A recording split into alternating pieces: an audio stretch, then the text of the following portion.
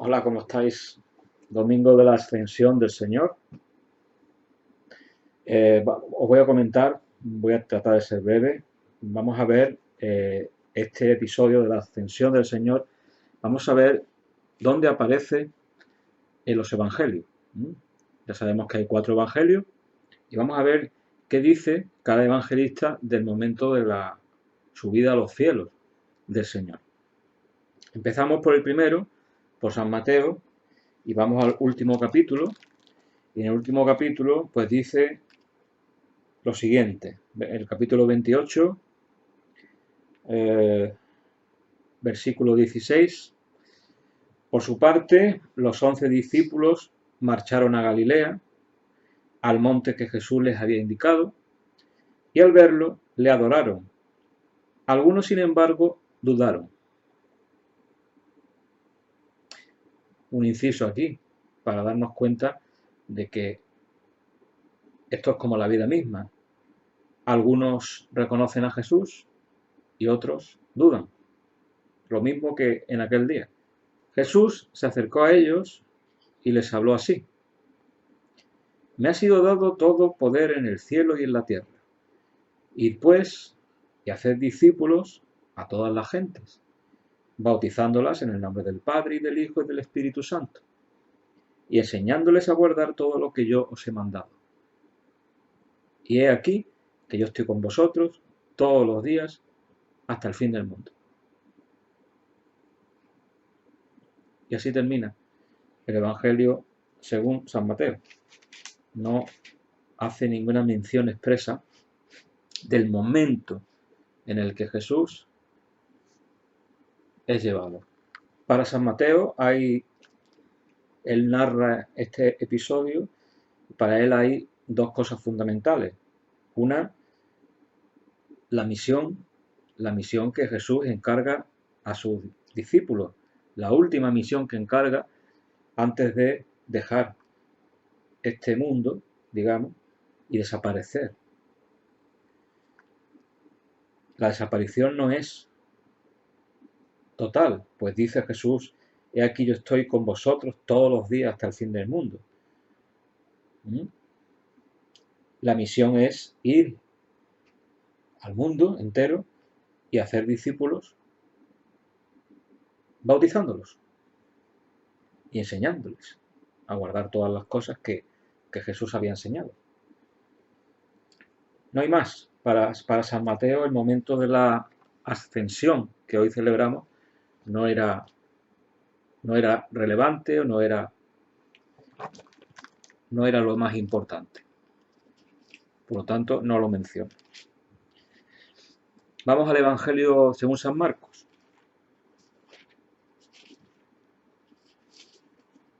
El Evangelio según San Marcos, último capítulo, capítulo 16, dice lo último que hizo Jesús, ¿no? Por último, estando a la mesa los 11 discípulos, se les apareció y les echó en cara su incredulidad y su dureza de corazón, por no haber creído a quienes les habían visto resucitado. Y les dijo: id por todo el mundo y proclamad la buena nueva a toda la creación.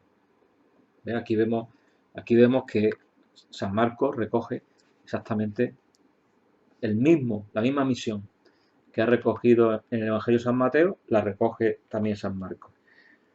Ir a todo el mundo y proclamar la buena nueva a todo el mundo. El que crea y sea bautizado, aquí San Marcos añade algo más: el que crea y sea bautizado se salvará. El que no crea se condenará. En este caso, San Marcos es bastante rotundo, ¿verdad? Hay un poco más. Dice: estos son los signos que acompañarán a los que crean. En mi nombre expulsarán demonios. Es decir, en el nombre de Cristo es posible, por medio de la enseñanza, por medio de la oración, por medio de Cristo, es posible expulsar demonios. el demonio de la duda, el demonio de la envidia, el demonio de la pereza, el demonio de la gula, el demonio de la lujuria, el demonio de la soberbia, el demonio de la ira y tantos. Existen muchos demonios. Y Jesús decía, en mi nombre expulsarán demonios, hablarán en lenguas nuevas. Hablarán en lenguas nuevas. Es decir, íbamos a poder comunicarnos, comunicar el mensaje de Jesús en todos los idiomas del mundo y de muchas maneras diferentes. Agarrarán serpientes en sus manos. Es decir, la serpiente simboliza el mal. El gesto de agarrar la serpiente con la mano es que para el discípulo de Cristo, el mal, aunque está ahí, por medio de Jesucristo, es derrotado. Por eso es muy importante creer, por eso es muy importante la fe.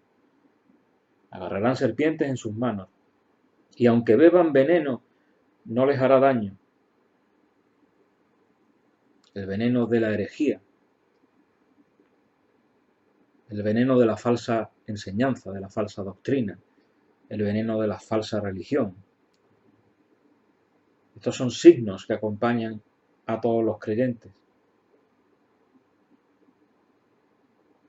Expulsar demonios, hablar lenguas nuevas, agarrar serpientes con las manos, beber veneno sin que afecte. Impondrán las manos sobre los enfermos y se pondrán bien. Aquí tenemos algo muy bonito. La sanación espiritual de un enfermo y en algunos casos incluso la sanación física. Ahí tenemos el sacramento de la unción de enfermos que está muy minusvalorado en nuestros días.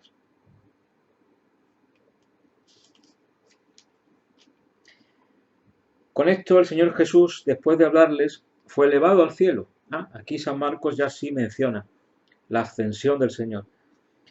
Jesús, después de hablarles, fue elevado al cielo y se sentó a la diestra de Dios. Este se sentó a la diestra de Dios es un modo de indicar la jerarquía del Padre, el Hijo, el Espíritu Santo. Y el último versículo de San Marcos dice, ellos salieron a predicar por todas partes colaborando el Señor con ellos. Colaborando con ellos, fijaos.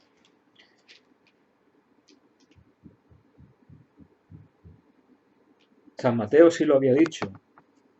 Yo estaré con vosotros todos los días hasta el fin del mundo. San Mateo sí lo había dicho. Pero San Marcos no lo menciona, pero sin embargo, dice, ascendió, pero Jesús colaboraba con ellos. Fijaos, qué bonito. Esta es la presencia de Jesús entre nosotros. Yo estaré con vosotros todos los días hasta el fin del mundo, San Mateo. San Marcos. Ellos salieron a predicar y el Señor colaboraba con ellos. Después de ascender, después de subir al cielo. Y hay un versículo más. Dice, confirmando la palabra con los signos que la acompañaban. Esto es lo que muchas veces os digo, que lo que predicamos hay que confirmarlo con los hechos, con las obras. No es solamente predicarlo, hay que hacerlo. Ayer os hablaba de un tema importante sobre esto. Es importantísimo, es fundamental. El Señor está con nosotros si vamos a hacer lo que Él dice. Pero se confirma lo que predicamos con los signos. Y los signos son expulsar demonios, hablar en lenguas nuevas, agarrar serpientes con las manos, el veneno no hace daño, e imponer las manos sobre los enfermos. Y vamos ahora al Evangelio según San Lucas. Y el Evangelio según San Lucas, en el último capítulo, vamos a ver qué dice. Ya hemos visto San Mateo, hemos visto San Marcos, y ahora vamos a ver San Lucas. San Lucas. Un evangelio bastante largo, 24 capítulos.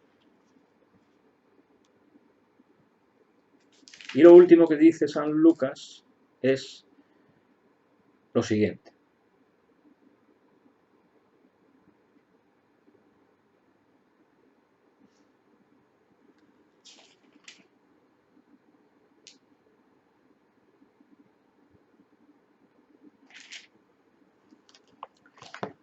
Últimas instrucciones de Jesús. Después les dijo: estas son aquellas palabras mías que os dije cuando todavía estaba con vosotros. Se está refiriendo al momento antes de haber sido crucificado y resucitado. Es necesario que se cumpla todo lo que está escrito en la ley de Moisés, en los profetas y en los salmos, Antiguo Testamento, acerca de mí. Y entonces abrió sus inteligencias, importante, que el Señor nos abra las inteligencias, para que comprendieran las Escrituras. Aleluya. El Señor abre nuestras inteligencias para que comprendamos las Escrituras. Y les dijo: así está escrito, que el Cristo debía padecer y resucitar de entre los muertos al tercer día, y que se predicaría en su nombre la conversión para perdón de los pecados a todas las naciones, empezando desde Jerusalén. Vosotros sois testigos de estas cosas. Mirad, yo voy a enviar sobre vosotros la promesa de mi Padre. Vosotros permaneced en la ciudad hasta que seáis revestidos de poder desde lo alto. Versículo 50. Los sacó hasta cerca de Betania y alzando sus manos, los bendijo. Y mientras los bendecía, se separó de ellos y fue llevado al cielo. Ellos, después de postrarse ante él, se volvieron a Jerusalén con gran gozo y estaban siempre en el templo bendiciendo a Dios. Así termina el evangelista San Lucas el relato de los últimos instantes de Jesús antes de ascender al cielo. Tenemos de nuevo el anuncio de la misión: predicar en su nombre, lo expresa así San Lucas, la conversión. Recordábamos que San Marcos hablaba en unos términos muy claros, ¿no? El que crea y se bautice se salvará, el que no crea se condenará. Y aquí en San Lucas es complementario. Se predicaría en su nombre la conversión para perdón de los pecados a todas las naciones. De nuevo tenemos confirmado que la misión que Jesús encarga a sus discípulos es una misión universal. Les promete la venida del Espíritu Santo. Esto es una novedad, que creo que no estaba en Mateo, ni tampoco en San Marcos. Les promete enviar la promesa de mi Padre. No menciona expresamente, pero dice la promesa de mi Padre. Y narra la ascensión como un separarse de ellos y ser llevado al cielo. No da más explicación de cómo. Lo único que dice es que los discípulos reconocieron y se llenaron de gozo después de haber recibido de Jesús estas palabras y después pues comienzan su misión. Y ya por último vamos a ver el Evangelio según San Juan, el último de los evangelistas, a ver qué dice. Vamos al último capítulo. San Juan es diferente. San Juan, tenemos el capítulo 21.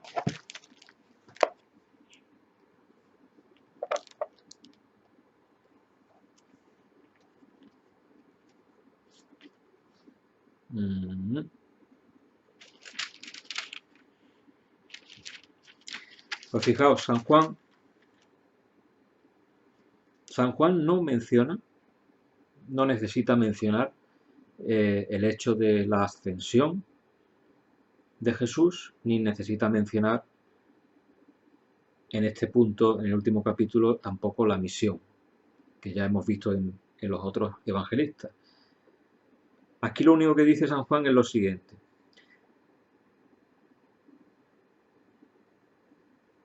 Capítulo 21, versículo 24. Este es el discípulo que da testimonio de estas cosas y que las ha escrito, y nosotros sabemos que su testimonio es verdadero. Hay además otras muchas cosas que hizo Jesús. Si se escribieran una por una, pienso que ni todo el mundo bastaría para contener los libros que se escribieran. Y así termina el Evangelio San Juan. No hay ninguna referencia, no es necesario, porque ya la tenemos en San Mateo, la tenemos en San Lucas, la tenemos en San Marcos, de formas diferentes, y la tenemos en San Juan de forma velada, cuando dice también en el capítulo 20, versículo 30, capítulo 20, versículo 30, Jesús realizó en presencia de los discípulos otros muchos signos que no están escritos en este libro. Estos han sido escritos para que creáis que Jesús es el Cristo, el Hijo de Dios, y para que creyendo tengáis vida en su nombre. Esto es San Juan. Vamos a ver ahora algo más, que es el libro de los Hechos de los Apóstoles.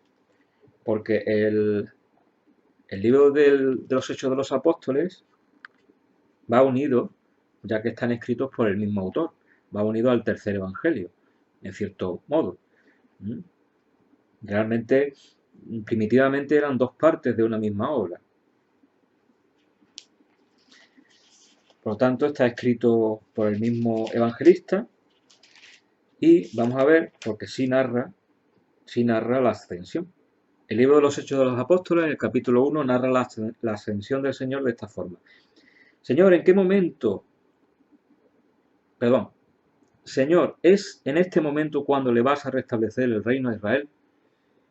Él les contestó, no es cosa vuestra conocer el tiempo y el momento que el Padre ha fijado con su propia autoridad. Al contrario, vosotros recibiréis una fuerza cuando el Espíritu Santo venga sobre vosotros, y de este modo seréis mis testigos en Jerusalén, en toda Judea y Samaria y hasta los confines de la tierra. Y dicho esto, dice el versículo 9, fue levantado en presencia de ellos, y una nube le ocultó a sus ojos.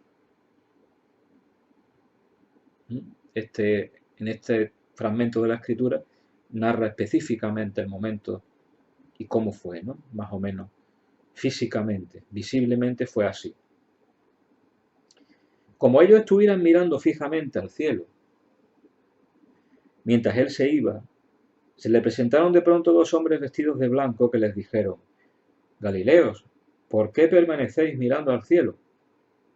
Este Jesús, que de entre vosotros ha sido llevado al cielo, volverá así, tal como le habéis visto marchar al cielo.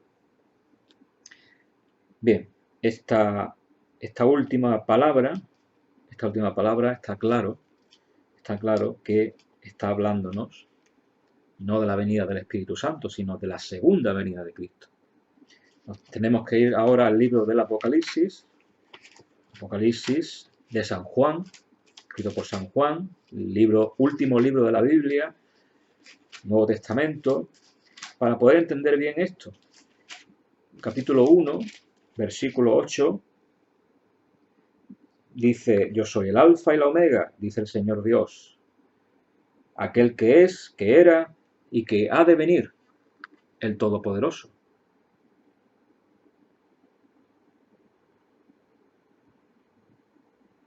Y el versículo anterior decía, mirad, viene acompañado de nubes, todo ojo le verá, hasta los que le traspasaron, y por él harán duelo todas las razas de la tierra. Sí, amén. Eso dice el versículo 7 y el versículo 8 del libro del Apocalipsis. Pues bueno, esto es lo que dice, así a modo de resumen, es lo que dice el Nuevo Testamento sobre el día que celebramos hoy, la ascensión del Señor, 24 de mayo de 2020.